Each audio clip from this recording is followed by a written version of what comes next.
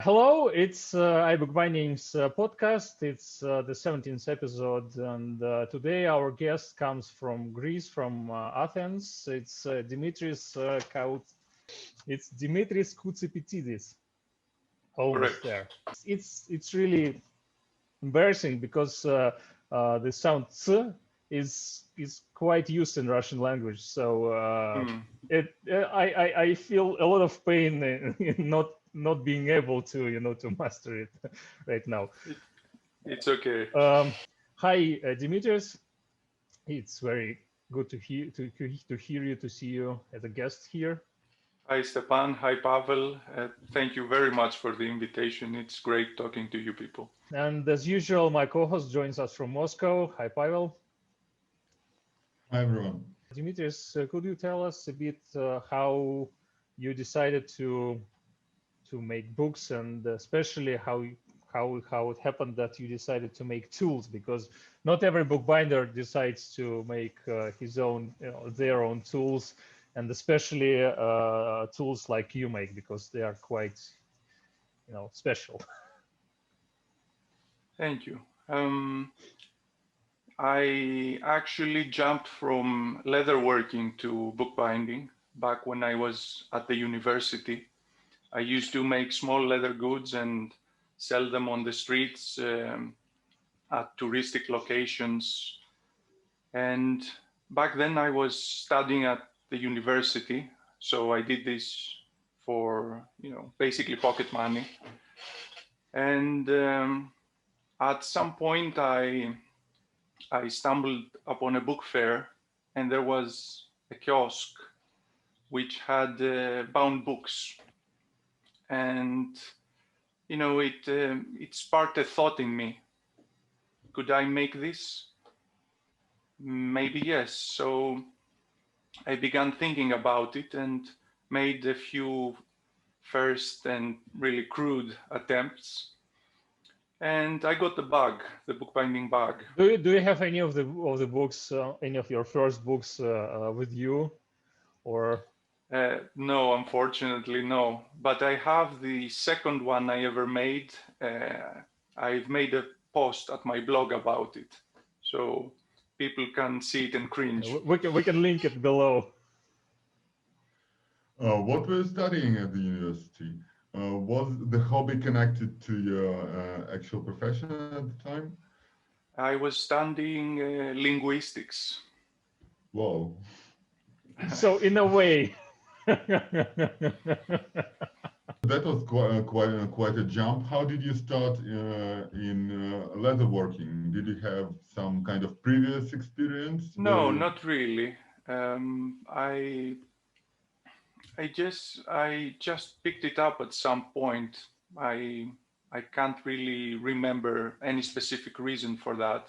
I always liked and enjoyed making things with my hands, and leather was something fairly easy to work with. It was easy to buy it. It didn't need a lot of tools, at least for the things I was making. It was easy to do in a confined space. You can make a small wallet anywhere. You don't need a big or complex setup to do that. And since, at least at the beginning, I assumed that working with leather would transfer well to working with books bound in leather, um, it seemed like a natural transition. Was it as natural as you'd expected? Well, mostly no. Mostly no. When you fool around, it might be, but when you get serious about it, um, you need space, you need many tools, you need to have, a lot of things. And for what is more, I didn't begin from the simple forms of bookbinding, for example, soft bindings with long stitch. I didn't even know those forms existed at the beginning, which would be very convenient if I did. But well, Yeah. So if you do it, you do it big. Yeah, exactly. What was your very first project? My very first project, when I was learning, or as a professional. I mean, the first cringy ones. What were they? Oh, Because okay. it's just that I noticed browsing through your books, and now it makes sense that you said that you studied linguistics. Many of those texts are rather interesting one, even when choosing from Shakespeare's works. You don't just choose Hamlet, you also choose Andronicus. I mean, that's a choice. And many other books are also rather interesting ones. Were the very first books you bound some of your favorite ones? How do you choose those texts? Well, I think my first proper binding was indeed one of the books I really like. It was Crime and Punishment by Dostoevsky, translated by a Greek author I really love, and it's I think I've listed it as one of my first posts at the blog. But most of the bindings you see at my blog are commissioned bindings, with the exception perhaps of Titus Andronicus, which I chose. It was to be an entry for a competition. And I really like the fact that in many ways, it's kind of like a Tarantino movie, you know. There's a lot of gore, but also nuance in it, kind of like that. And how long did it take for you to start binding professionally? Or where did the very first orders come from?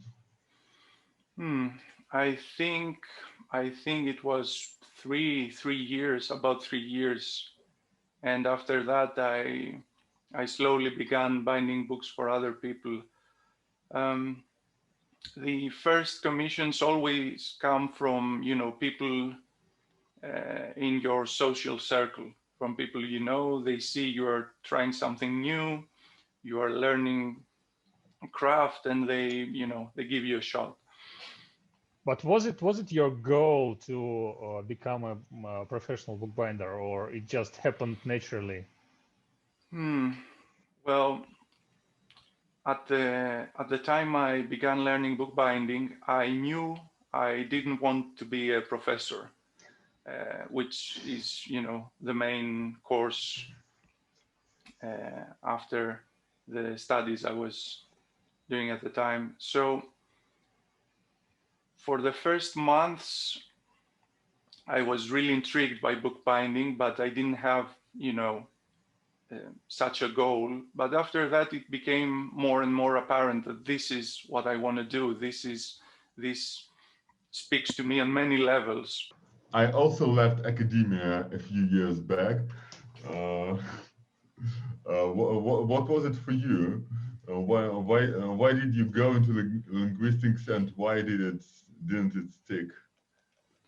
Well, to be honest, I was really disappointed by what I encountered at the university, because I really liked the subject I chose for my studies, and there was kind of indifference.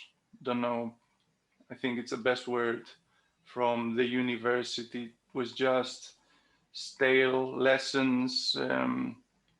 There was nothing, to give you intellectual supplies to be creative, or to take it to a next level.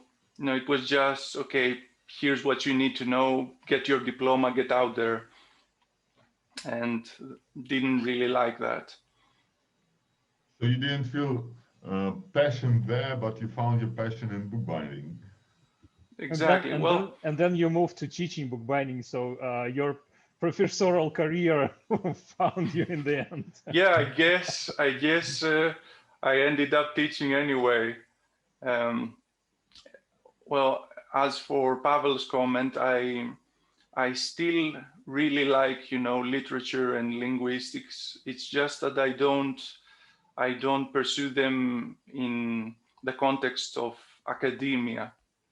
It reminds me of, kind of reminds me of a comment by Mark Twain, who said, I never did let school interfere with my education. Something like that. Do you think your background and deeper connection to the text helps you in your work? Say, when you design bookbinding, do you think it helps that you can feel the text better? Well, maybe to some extent, because you can see that in many bindings that I use. I try to use the words and letters themselves in the design, and I feel that creates kind of a blending, a continuity, you know. But in the end, you know, it's the story that matters, whether I'm really good or not with language. Affects only to a small extent. And speaking of design, it's one thing to acquire a set of skills to make a binding, and it's a whole different species of fish to design a binding. Do you have any background in design, in arts, or did it come naturally in the process? Well, no, I have no background at all. And it's actually also frustrating because everyone in my family is a painter, or, you know, my sister is a comic artist. My father is an icon painter, and he also paints murals in churches. And my mother has also made some exhibitions with painting, and I'm the only one who can't draw. Even if my life depended on it, I suck at it. So not only I don't have a background in design, but I consider myself handicapped as well. So it's a real struggle coming up with designs. Did you have any collaborations with your relatives? Sometimes my sister, who's a comic artist, helps me with an idea or a concept. She makes some rough sketch to help me visualize it. Would it be interesting for you to make a binding styled in this specific comic book style? Because it can be very interesting if it's put in leather with onlays and all that stuff. Yeah, but it I still know. retains the comic stuff, comic style. Well, that certainly would be interesting. Thing is, people who own comics usually don't bind them because that way they lose their collective value. Yeah. Well, maybe for some. You can always make you know, protective cases or boxes, though. I guess they don't think about it. Yeah. Maybe for some competition or something. Sure. And speaking of drawing, you say you can't draw, but say your book cover for Hamlet is very well drawn. Was it hand drawn, or do you use computers? Well, when I say I can't draw, I mean my skills are only up to stick persons. So when it comes to Hamlet, as you can see, the design is mainly composed with letters, which was something I could do. And the part of it that isn't letters, the skull, was actually drawn by my sister, based on, you know, some reference. Yeah. You said your father was an icon painter, so I assume in a very traditional Orthodox style. Yeah, exactly. Have you ever explored that direction? because of the Greek books, of the ancient Greek books, perhaps the most interesting are the ones that have drawings or inlays on them in this very old tradition. Have you ever thought of pursuing that? You mean like Byzantine codices, something like that? Yeah, Yeah. I've been wanting to do that, to explore that, but Byzantine binding is kind of intimidating. It's big, it's complex, it's heavy. It's not easy to get into it, but I'm hoping I'll try it at some point. I guess I'm jumping ahead, but as a woodworker and metal worker, you seem to have the needed skill set to produce medieval binding, like all elements in one shop. Because you can do the wooden boards, you can do the metal elements, you can do everything, you can bind it together and make a design for the cover. So it seems like a job tailored for you. Yeah, and that's why I have experimented with that a bit in a recent binding of mine. I want to make a correction. I don't do woodworking. The handles for my tools are made by wood turners. Okay. But that aside, it's true that I can do many of the things required, which usually need to make it necessary to cooperate with different people. And that's why it's very intriguing. It's, it seems within reach. And when you don't have to rely so much on others, you can experiment more easily. You can try things, and the only limit is your own skills. Yeah. Do you incorporate metal elements into your bindings? I don't think I've seen that. Most of my bindings are commission work, so unless the client requests for something like that, I don't. But I plan to do more of that in some projects of my own, because it's exciting. You can do anything really with that, as long as you prepare properly and you manage to pass the design obstacles. There's so much that can be done, and I don't feel it has been explored in a modern sense. Metal work on bindings. We're kind of left back.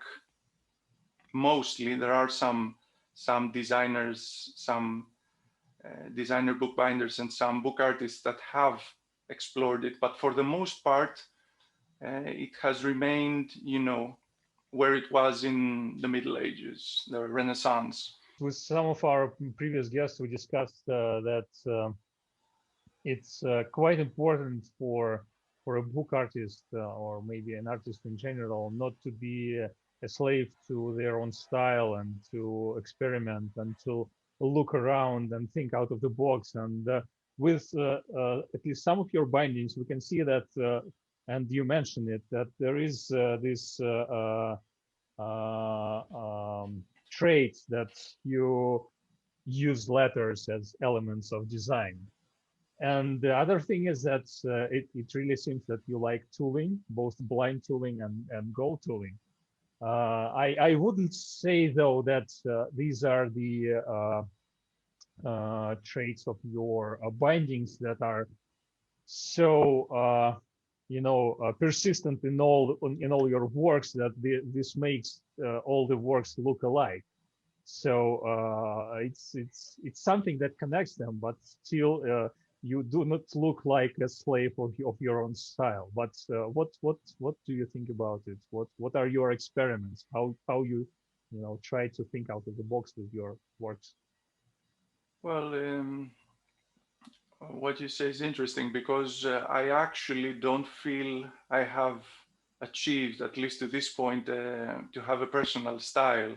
It's some of the things that I've been thinking a lot about and made some realization in recent time. And when it comes to letters, I think they lend themselves beautifully because, you know, people, font makers have actually put in the work to make them beautiful, to make them visually pleasing, but also practical in a sense. So it only makes sense using them as part of a design, and it also creates the, you know, the continuity with the text that I mentioned earlier. But it's also an easy way to go around my inability to compose a design by drawing. That said, I try to experiment by challenging a bit myself. For example, recently a client requested me a couple of things that are totally out of my comfort zone, and I was really hesitant, but in the end I said, you know, to hell with it, let's go, let's try it, why not? And I think it's you know, sometimes in order to go out of the box, you need a little nudge by someone. And sometimes you just want to try something that, you know, it's not exactly within your reach. So there's kind of a mix between those two. Speaking of clients, could you tell about some of the relationships you've had with them? Because it's often a collaborative experience. Exactly. What would be the more interesting cases of that? Well, since most of my bindings are commission work, you know, the owner usually has some kind of request, whether that is something very particular or a small detail or something that has to do with a general concept. And I always found it interesting trying to work as much with the client as possible. Not in a way that I become simply an extension of their idea, but to achieve a result that has both me and the owner in it. You know, I'm not the only one that is. The book is not mine. The book belongs to someone else, and that someone else is caring about it, wants specific things about it. But so far, I have been lucky enough to have great collaborations. They're usually very cooperative. They hear my suggestions. They will, you know, encourage my ideas. I try to explain everything as much as I can and as thoroughly as I can. And one of the things that have really worked for me is, you know, the old motto, educate your customers. I've had a lot of people who have come to me and they don't know a lot about bookbinding. They're just, you know, excited in the prospect of binding a book. And it has been very beneficial explaining the process to them so they can know what to expect, what is possible and what is not. Because in many cases, they'll come and ask, you know, for those 18th century bindings that are very ornate, very elaborate. And I have to explain that, guys, this is either impossible or very difficult to do. We're really used to that image, but it's not, the fact we're used to it doesn't mean it's easy to do. So there's a lot of correspondence and back and forth, and the nice thing about that is that you see creative aspects of a certain person coming to the surface through this. They might not be creative otherwise. They might not have a creative hobby, or their profession might be, let's call it, mundane, but they often get excited and, you know, become inquiring and think of interesting things through this process. What would be the most unusual thing you were asked by a client? The most? Unusual. The most unusual. Oh. I think the most unusual was a spell book, but it was kind of asked in earnest, you know, to actually be a magic book. Okay. It's kind of beyond my skill set. Don't know. Although you do seem to be deeply interested in Tolkien, fantasy, RPGs, so I assume you could find a decent set of spells. You couldn't guarantee that they worked, but yeah, exactly. I guess my next question has a bit of connection with this magic stuff, but not really magic, but maybe a weight of tradition or something.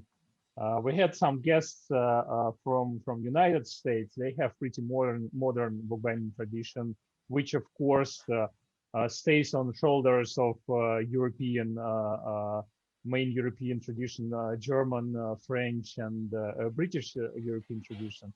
And we also had some guests from France and from Great Britain. But then we started to move closer to Balkans, and we had a guest from Sofia from Bulgaria, and we discussed the medieval bindings with him. And finally, we come to Greece, where, to sort of the cradle of European bookbinding and bookish tradition with Byzantine bindings and all that stuff. For one, do you feel this tradition backing you, and on the other hand, do you feel the weight of this tradition and the need to be forced of it? Well, it's strange because, as you said, there's a weight to this tradition, but there's also kind of a dissonance. There has been a great gap between, the Byzantine era to our era when it comes to bookbinding. Bookbinding had to be reintroduced to Greece after the 400-year occupation by the Ottomans. And so it was as if starting from scratch. And so this has led to the Byzantine bindings being more of a reference, something it kind of belongs to you, but not exactly. You don't feel it's there. It's something like a dead language of bookbinding. Yeah, kind of.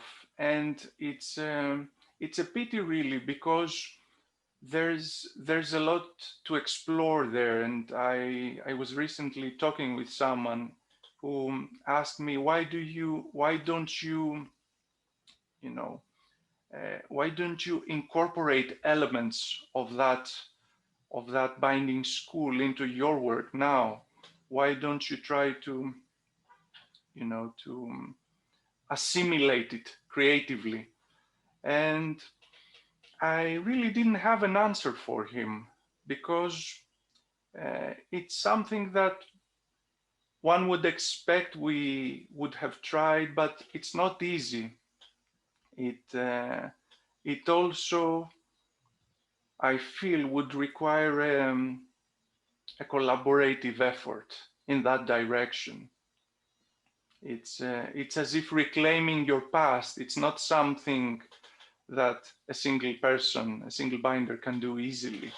From what I understand, it's not just in bookbinding that there is this disconnect with Greece's Byzantine past. I often hear from my Greek friends that they feel deeper connection to the ancient Greek culture that was further back and lasted less than the great Byzantine culture that lasted for over 1,000 years. Mm. But that connection was lost not only through Turkish occupation, but also through nationalistic movements that followed them, because they wanted to connect themselves to the most ancient democracy and downplaying the authoritarian regime that was Byzantine Empire. Yeah, that's true.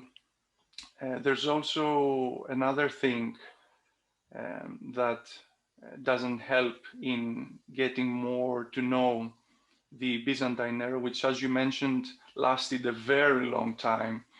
It's the fact that many of the ancient, buildings or artifacts have sort of remained intact, while the remnants of the Byzantine era got lost in the constant remaking of cities. While, for example, ancient monuments have been buried, but the buildings of Byzantine era are not that long ago. They went through other uses as time went by, and they crumpled and they were, taken apart and used anew as spolia. And that you have to piece together the Byzantine era more. You have to put more effort in putting together an image of the Byzantine era than you have to do for the ancient Greek era. Well, you can still go to Thessaloniki, you can still go to the monasteries, you can still find it, but I guess the books and the paintings are all in the museums now, so they're no longer part of your everyday life.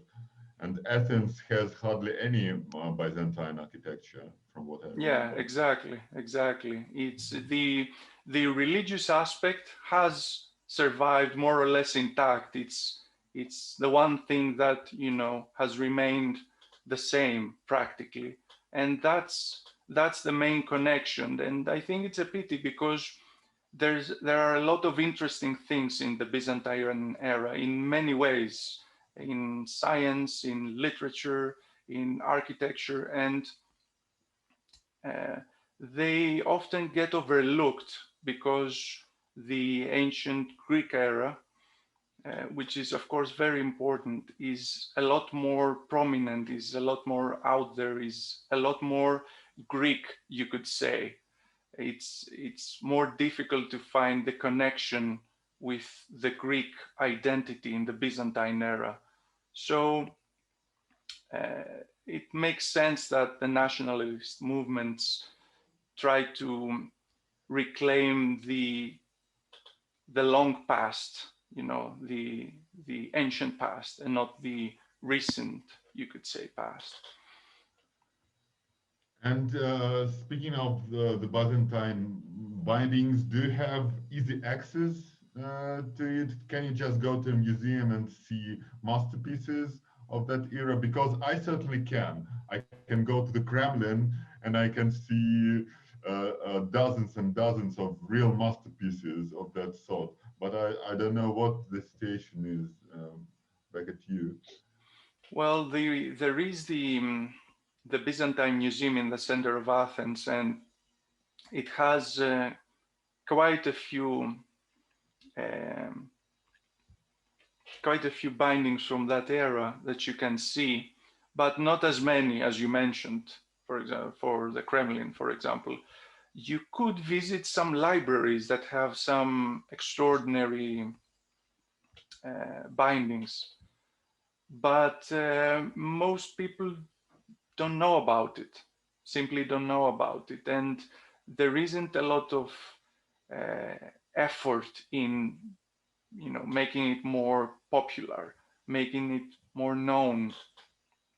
It is accessible, but you have to dig for it. Or you need to go to places like Mount Athos, which is inaccessible to half the population and also not exactly on the main track. You have to go there.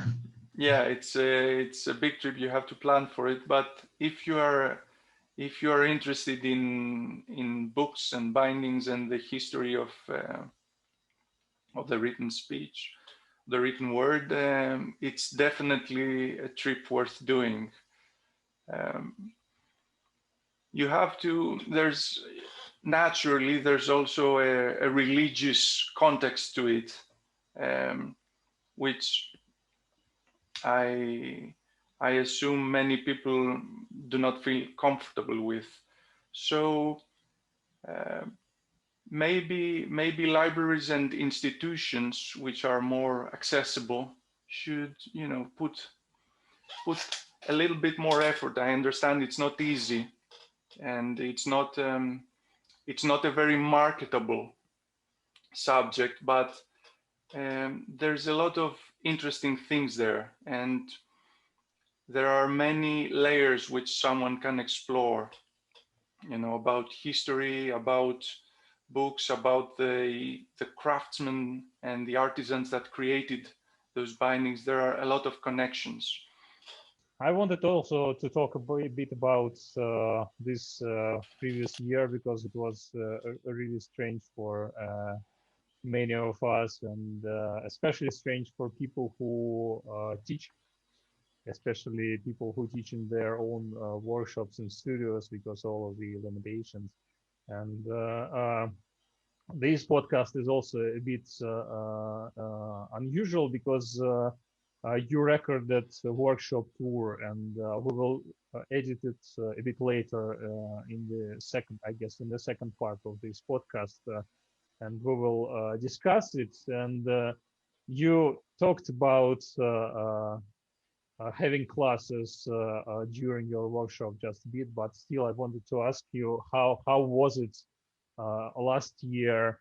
Do you do online classes now that there are some limitation and lockdowns? What are your plans for 2021? How does it go? Well, the 2020 was a disaster in terms of workshops and classes. The first lockdown, when during the initial breakout, basically split my seminar that was ongoing at the time in half, and half of the students didn't return afterwards during summer, because they were concerned about being in a space with more people. And it has also been a problem in general, because during September and October we didn't have a lockdown, and then we did, and that again once more cut another seminar in half. So I'm just waiting to weather the storms. I don't have really any plans besides waiting for things to return to normal. You can't really know how things will go. There might be a lockdown now, there might not be in the next month, and you can't really plan anything with these sort of conditions. As far as online courses go, to be honest, I'm not as tech savvy as it is required to do that. I don't know what the setup is. I don't have the skills to learn about it, or the time, to to put the necessary effort and resources in that. And most of all, it's as another guest of your podcast has had mentioned, it's a hands-on thing, bookbinding. There are many difficulties in doing lessons online, and I really congratulate the fellow binders who managed to pull it off. You have to, both the student and the person teaching must have the same equipment, the same tools, which is not always easy. And of course, there are many things that you can't translate into this format. For example, pressure. You can't see the angles of things easily. You can't hear very well. For example, when my students show a book, I can tell by the sound of it that they're not doing it right. And I can illustrate that to them. It's not easy to do that through, through headphones. And that's just one thing. Yeah, that's true. When you are teaching online, when you're teaching crafts online, students get half experience at best, maybe even less, because a lot of things are passed through feeling, and you're absolutely right, through sounds. You have to be there. You have to be in touch with the book.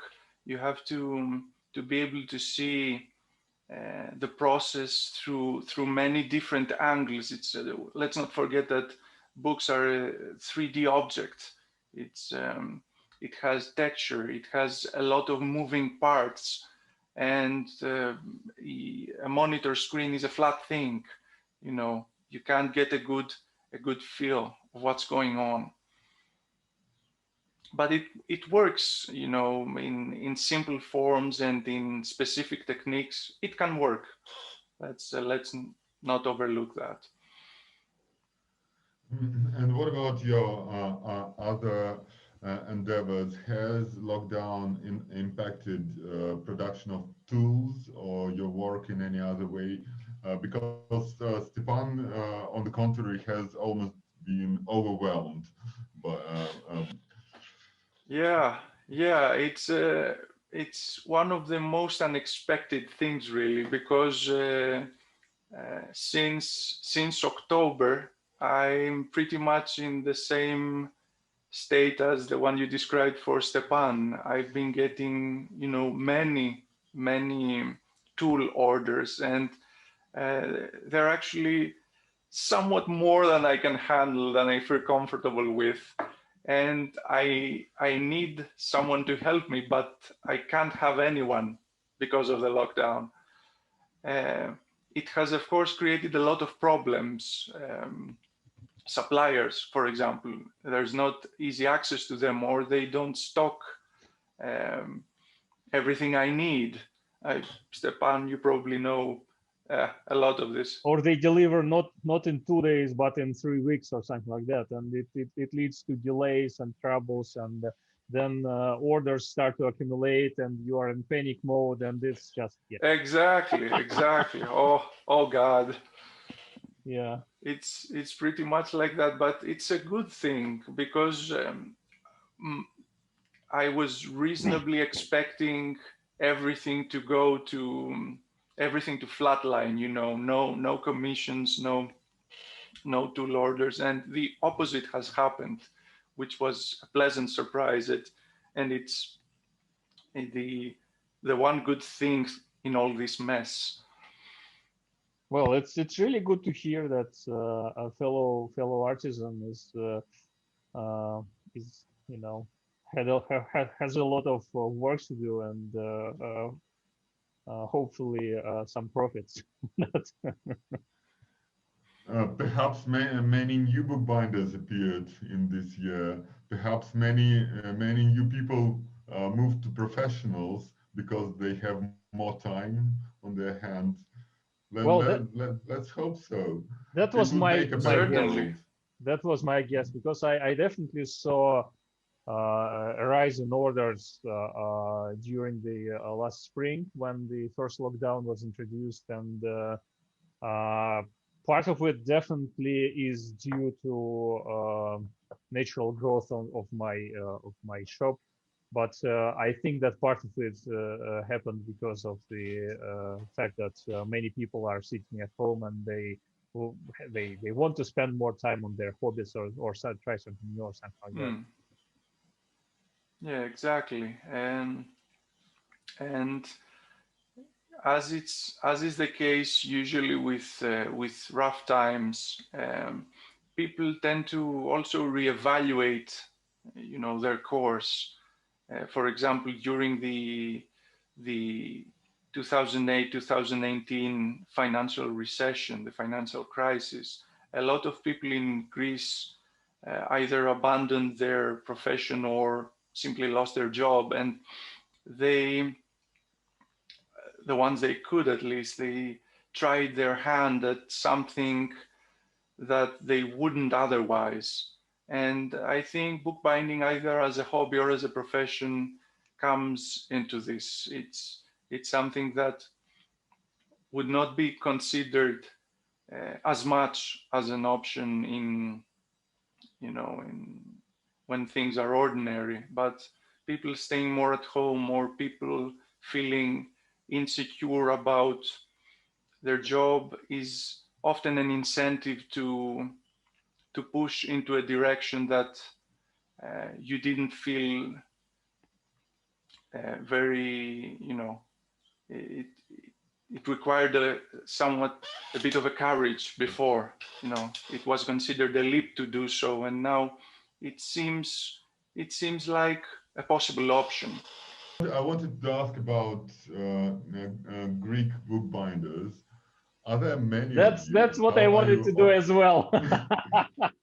What a coincidence. How are you organized? Is there a guild, a professional organization? Are there book fairs where you see each other? How does it work? And is it more like a fellowship, or it's competitive arena? Well, I think we are many compared to the size, of the general population. I've talked with, for example, colleagues in Canada, and there are fewer binders there than they are in Greece. We're mostly in Athens. There are really few outside Athens, and there is indeed a guild. I'm actually a board member of the guild. And it used to be more competitive, much more, but through the years of the financial crisis, a lot of the shops of the binderies closed.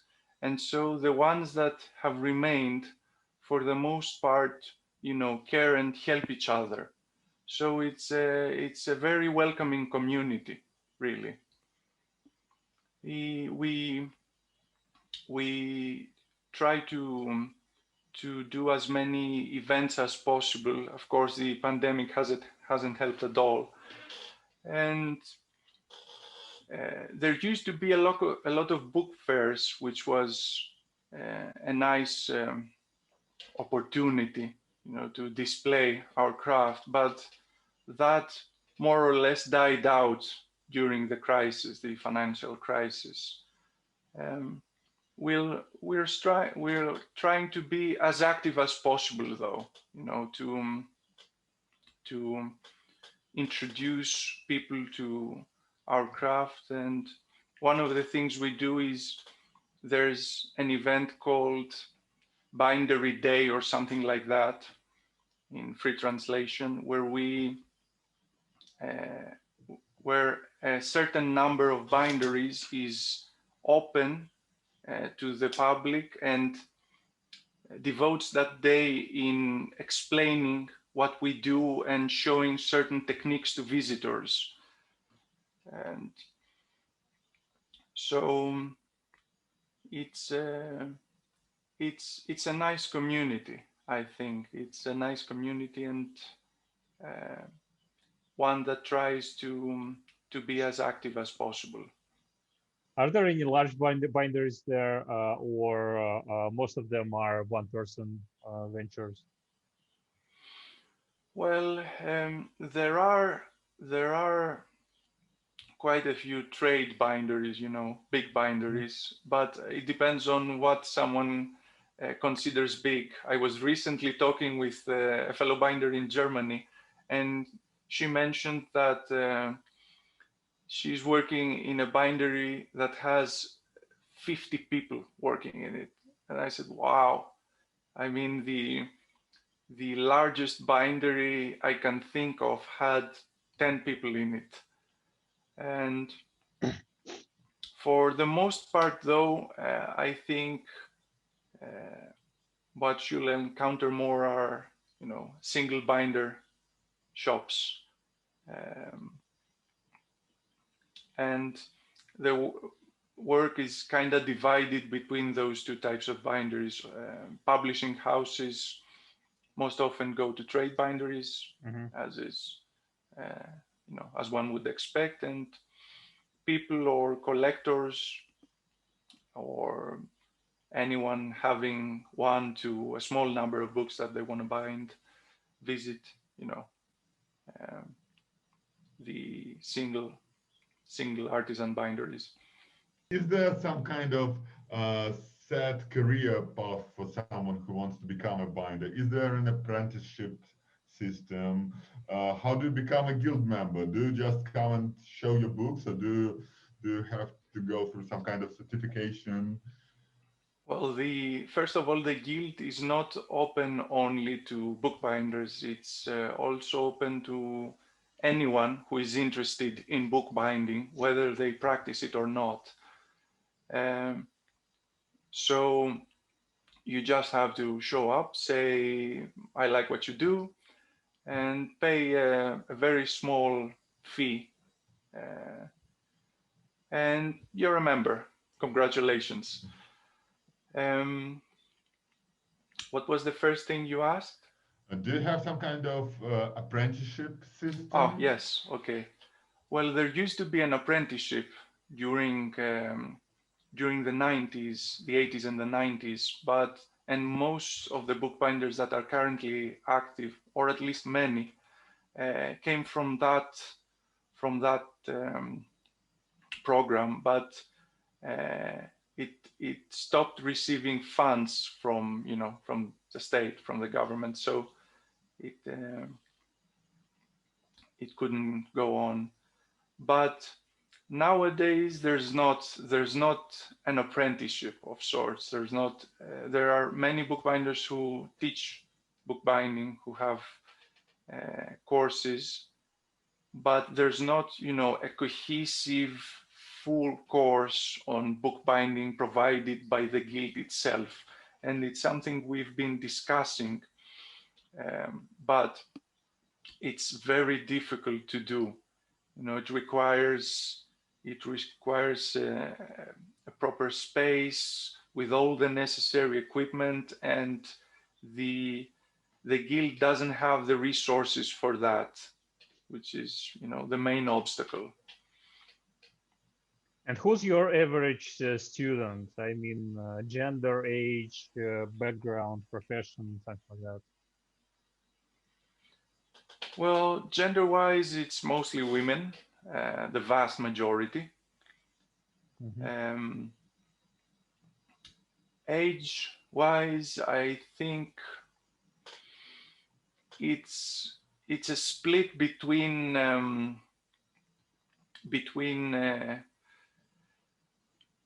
20 to 30 and 50 plus. It's the middle age, the kind of 40 to 50, 35 to 50, maybe they're too busy. Yeah, I guess you so. know, to attend. That's exactly what I saw as well when I was teaching bookbinding. And their background varies a lot. It can be anything really, because each one is drawn to bookbinding for different reasons. I've had a lot of people who do something that is totally relevant to handcrafting, and they're very into it, and they're really good. They're often really good. I wish more people during study years, during their university time, would come, though, because that's where you have enough time to invest into bookbinding, and to become good, to progress, and maybe pursue it as a career. Because by the time you are 27, 30,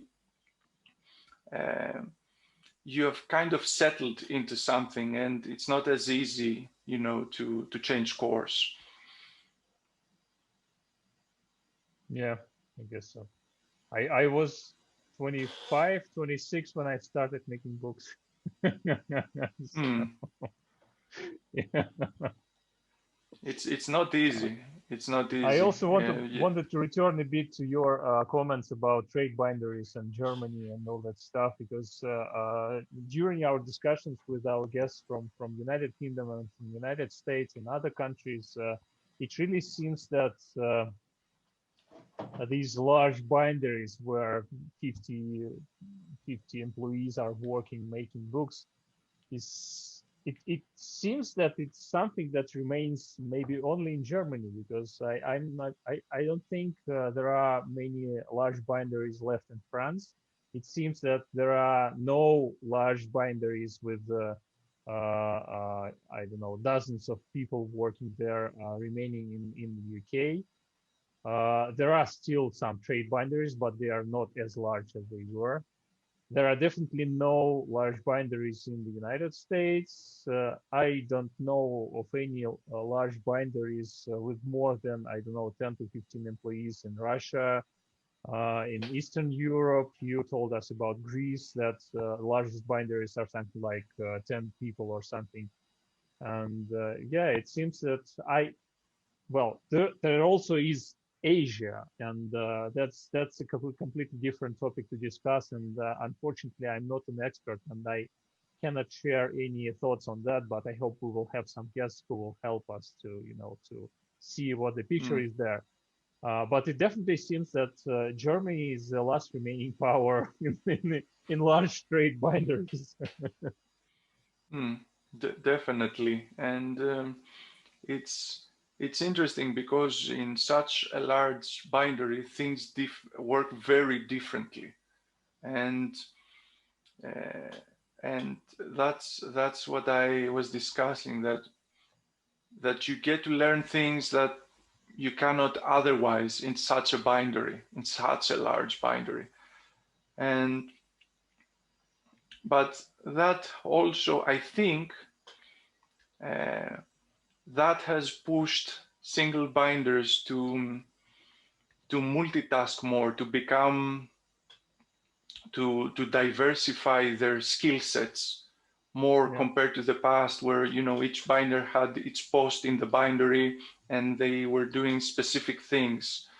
And probably that has contributed, I think, to the growth of the art of bookbinding, because you have a lot of binders trying things and being good in many different techniques, and this is something that wasn't required in the past.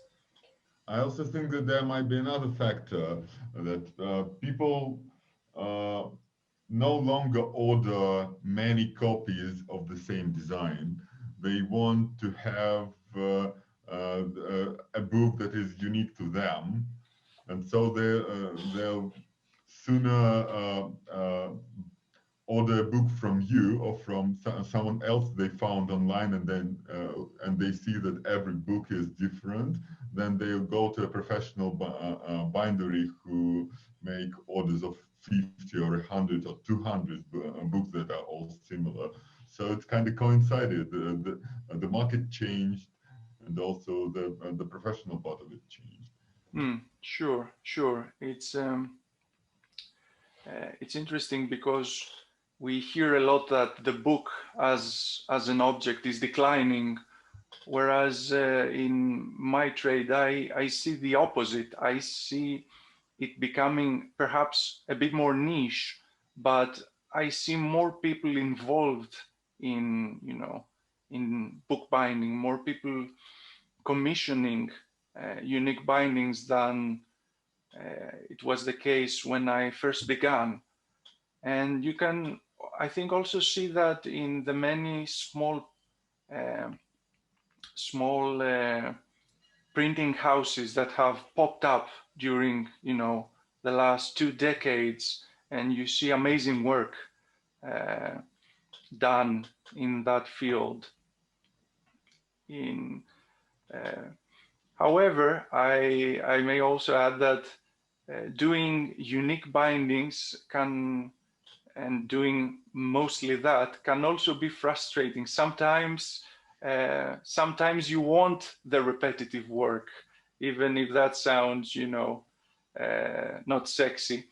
You want to be able to do that, to do something that has some repeatability to it for peace of mind. Yeah, and I guess global economy also helps artisans like us. I remember my first attempts to to gauge the audience when we were thinking about more than 5 years ago, when my wife and I we were thinking about buying iBookBinding, the website, and I went to Facebook, and when you start an advertisement campaign there, they offer you to gauge the audience based on interest of people. You can, for example, you can input bookbinding, and you can see how large is the audience of people who tagged bookbinding as their interest. And it was like something like 3 million people interested in bookbinding 6 years ago on Facebook. So, and I thought, okay, if I even get, tenths of a percent of this audience, that would be enough for me to, to have a business in this global market of today's. And I guess this should help a bit design bookbinders as well. Do you have many customers from abroad, or your main customer is from Greece? Well, I work almost exclusively with clients from abroad, but that's I'm an odd fruit. Most of my colleagues here do the exact opposite, and Okay. that sort of came naturally because I began with the blog, and the blog, attracted people from abroad, and it kept growing, and so it became the main thing, which was really life-saving, because it kept me kind of afloat during the crisis, and it has also helped a lot during the pandemic, during the last year, because people don't have as easy access to the bindery. And I agree that I'm also seeing a growth in the community, in the people interested in bookbinding. And you've also done a great job with iBookBinding. You took it to very interesting places, and this podcast is a great example of that. Well, thank you.